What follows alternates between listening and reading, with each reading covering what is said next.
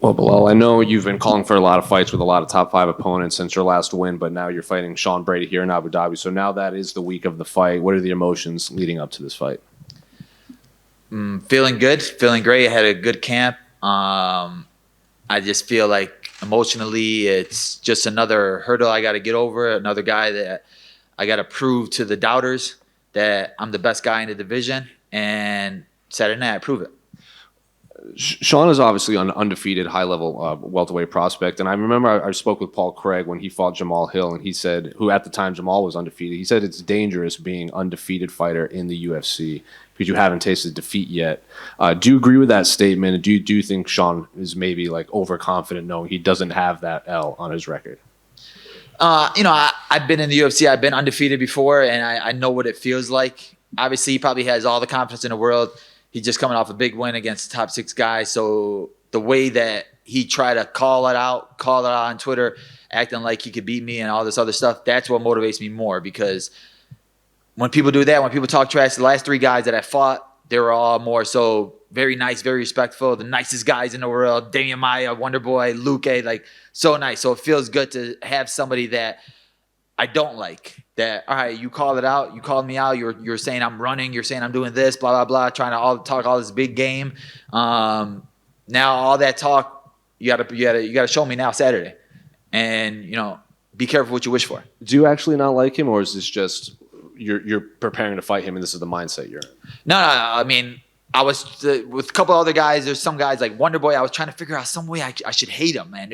There has to be something about him that I don't like, and I couldn't find anything. With Sean, it just comes naturally just because of the way he was just talking. And I hate Philly. I hate Philly cheesesteaks. I hate the Eagles. I hate everything about Philadelphia. And obviously, you fought guys like Damian Maia who like kind of exemplify grappling here in MMA. So how would you compare Sean's skill set to your past opponents? I think I've seen it all already with what he's going to bring to the table. I fought wrestlers. I fought grapplers. Him and Damian Maia both have the same wrestling coach. And obviously, there's a difference. He's younger than him. He brings a little bit more striking to the game than him. But the guys I train with, they're another level. In Chicago, I train with amazing wrestlers. This camp, I train with the best wrestlers, the best grapplers, the best stylistic guys for this fight. And every single fight I come into, I bring a different version of myself. And every camp you go through, you learn a little bit something else. It's like, for Wonder Boy, I did so much striking, I did so much wrestling, and it leveled me up in those areas. For Maya, I did so much grappling, did so much jiu-jitsu, it leveled me up in those areas. For Luke, I did the same thing. And I think I've gone through those camps where he hasn't gone through those camps where it's a different style here, a different style there, a different style there. I think that the way that I fought, the people that I fought, the things that I've showed in there, he hasn't done any of that. What was it like having Khabib in your camp for this fight? It was amazing. It was the guy that, you look up to, a guy that I think of as the GOAT, the best fighter to ever do it. And I'm training side by side with who I think is the best lightweight in the world, and Makhachev. And he's not small. He's not a small guy. And if you even look at the other guys in the room, like their whole room is full of killers. And I'm looking at these guys like, oh, this kid's 20 years old. He's not in the UFC. And the way he's going, he's amazing. Their grappling is good. Their striking is good. Every single day, every single one of them is not trying to lose a round, not trying to lose a second. So it just brought a different competitiveness to the practices, a competitiveness to myself, and it changed my mindset. So knowing that there's guys like that out there, I'm like, bro, I need to get this title and get the fudge out of this game. Well, to kind of add more gasoline to the fire for Sean, we asked him about you having Khabib in your corner, and his response was, Khabib's not undefeated as a cornerman. So I would like your response to that. That has nothing to do with it. That was a stupid response. That's why I hate Philadelphia. Like, because they say stupid things. Belal? What's up, bro? Assalamu alaikum. Alaikum salam, bro. I know you've spoken quite a lot about your last month or so training with Khabib, so I don't want you to ask necessarily about that, but I do want to know if you could say the most important thing or the most important lesson you've learned in the past month or so from being around those guys. What would you say it is? I think the best thing I've learned about being around those guys is the religious aspect of it. We're training and then we're going straight to prayer right afterward. That was the most beautiful thing because, in America, I train at Valley Flow Striking, Chicago Fight Team. There's not a lot of Muslims that I'm training with. So to be able to train with these guys, pray next to these guys, eat next to these guys, to see how they brought me into the group. Like, we all don't speak the same language. A lot of them only speak Russian. They don't speak English. But I read faces. I read energy. And it was all love with them. There was no ego. There was no, like, let me try to embarrass you. Usually you go to gyms and it's like, I'm not in the UFC, but let me kill this UFC fighter to show him that I'm better than him. There's none of that there. So it just showed me I don't consider them a team. I consider them brothers. And now that they brought us into the family, it was amazing. And like, it's something that, I'll always remember no matter what. So people seem to think that you're a guy that wrestles all the time. And I can understand why, because in the most recent fights, you have shown that. But you are pretty decent on the feet too, as you've shown against Lima. I'm better than decent. You're pretty decent on the feet too, as you've shown against Lima. Do you think you're going to have to lean towards that stand-up, seeing as though you've got like a grappler versus grappler matchup on the weekend? No, I think I could take this fight wherever I want to go. I think that I probably had the best fight IQ in the division, in the UFC. And I think that when he thinks that I'm going to strike, I'm going to wrestle. When he thinks I'm going to wrestle, I'm going to strike. I'm not going in there with the mindset that I'm only going to do this or he's going to only do this. I could do anything I want. And when I'm in there, it's my world. And just finally, you've got a really good win streak at the moment. You've beaten, I believe, some of the most ranked fighters in the welterweight division.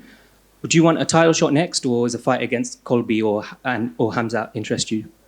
You never want to look past anybody. So, like, I'm concentrating on Brady right now. But obviously, to me, Kamaru obviously deserves a title shot next. But it all depends on how healthy he is coming back from there, if he wants to take a little more time off. If he is going to take a little bit of break, I don't think anybody in the division deserves it but me. But I still got to go out there Saturday and put on a performance that's going to make the UFC give it to me. Like, I got to go out there, finish Sean Brady, and then they're going to be like, all right, we can't deny this guy. He has the longest win streak. He's the only guy in the division fighting ranked guys. Like, this is going to be my 5th top 10 guy that I'm fighting, and there's nobody else fighting these guys. This guy's undefeated. He's not coming off a loss. All these guys are fighting guys coming off losses. I just beat Luque, who was on a 7-fight win streak, and he knocked me out. So I had to go through that. So I've gone through, I paid in full. So I deserve it, I earned it, and Saturday night I'll prove it. Thank you and good luck. Belal here. Islam Makhachev was just here, and he said that Khabib is very emotional when he's in your corner. Did he corner you for any sparring so far? And what was it like? Yeah, that's why it made me want him in my corner, because when you're in the cage, you're sparring, and it's a different feel. It's not like a regular gym where everybody's on the mat sparring at the same time. No, you're in there, it's a fight. Like, he's in one corner. My coach, Lewis Taylor, who's with me, shout out to Lou, was with me, corner me on the other side. And in between rounds, they're giving you advice. And then he'll come to your corner too and give you some advice, like, do this, this, and this. And just the knowledge, the things that he saw, the vision that he had, I was like, dude, he's good everywhere. He's good. He sees it all, even as a coach.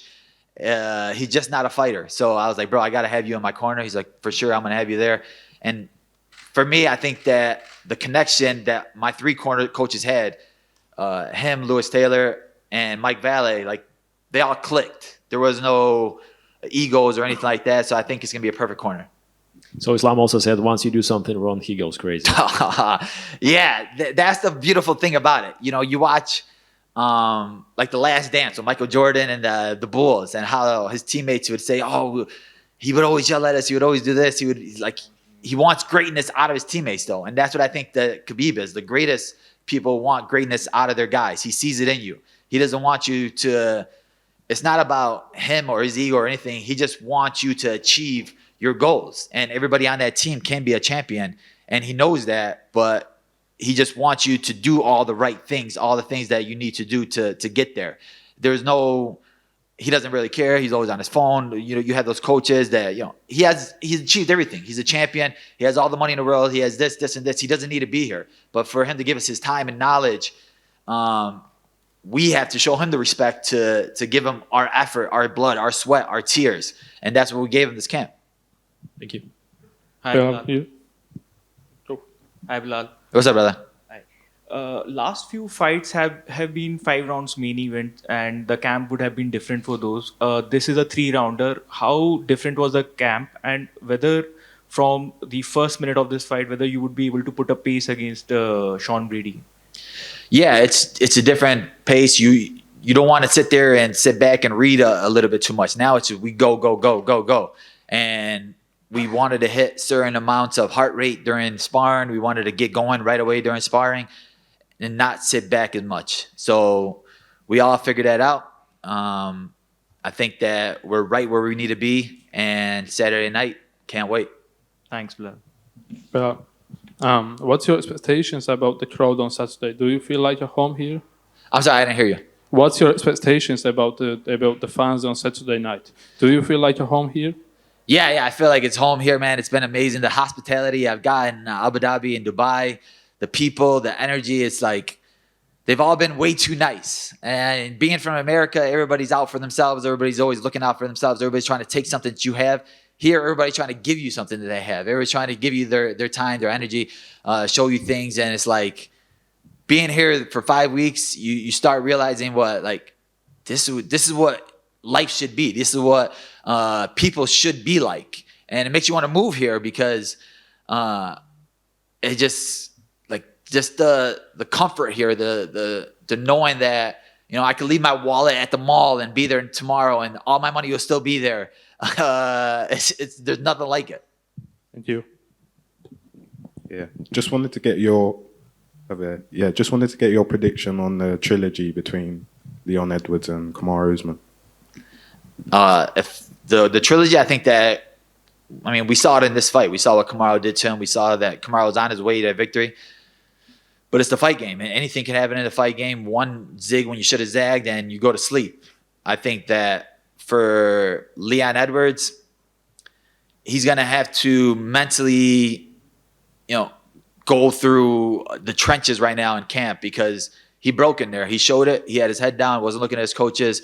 And when the world sees it, it shows us something that you could be broken. So if I'm Kamaru, you're going to go in there right away, take him down right away, do the same thing you did in there. And I think that he'll do that, but you just never know how somebody comes back from a knockout because you don't know how your brain's going to react. You know how your body's going to react. You don't know if it's going to make you hesitate in there. It all depends on the people he has around him, the training he has, the coaches he has around him, because you don't want to go straight back to training. You don't want to go straight back to fighting hard, sparring hard right away. Like I said, I've been knocked out before. I know what it feels like to have that. You want to get it right back, especially because you're dominating that fight. You're on your way to victory. Mentally, you could tell what he's going through, but it's all about just patience. You look at Freddie Roach; he made Manny Pacquiao take a whole year off of sparring or anything, because in the end, health before wealth. It's all about your brain. After fighting, there's the life. So for him, it's just all about coming back at the right time when mentally you're ready, physically you're ready, and your body's healthy. Did you meet Hezbollah? Oh yeah. I got a 1-2. My jaw is still freaking sore from that right now. They need to come out with T-shirts, the 3-piece and a soda. Yeah, he hits hard. Dude, he's tough. He's sneaky with it. I'm thinking we're gonna get a little picture, and all of a sudden, bam, he comes out of nowhere and smacks you with it. But he's cool. He's such a good guy. It's crazy how much of a superstar he is because every single person in the world wants to take a picture of him, see him, and just the brotherhood he has with the team was so cool to see when they were playing soccer and things like that. He's sparring with these guys, kicking these guys. He put Lewis Taylor in a chokehold, so it was cool to see. Did you tap? I went to sleep. You mentioned a few minutes ago about wanting to move here. Now you've got much to accomplish, but again, it's a big step moving out here. Once you've created a legacy for yourself, do you wish to sort of bring it here? Do you have any plans thinking, right, I might open an academy for myself, pass down the knowledge that I have? Is that something you'd want to start here in Abu Dhabi? Yeah, that would be amazing. I think that even in the gyms I train at in Chicago, I do a lot of coaching. I've been blessed with some of the best coaches in the world, learning from some of the best fighters in the world, and you pay it forward to the younger generation. So I would love that. If there's anybody out here, businessmen out here that want to support a poor American boy like Belal Muhammad, bring me to Dubai and house me and give me a business, I'm down. Well, I'm curious what you make of the UFC's new policy against betting on the fights, either as your own or your team's. Being a Muslim, I don't gamble, so I think that they're just trying to make the sport and the UFC. He's trying to make everybody Muslim. Everybody needs to convert to Islam, and we'll all be good here. All right, thank you. Yes. There's a lot of rumors going around that Jared Gordon kicks your ass every time you spar.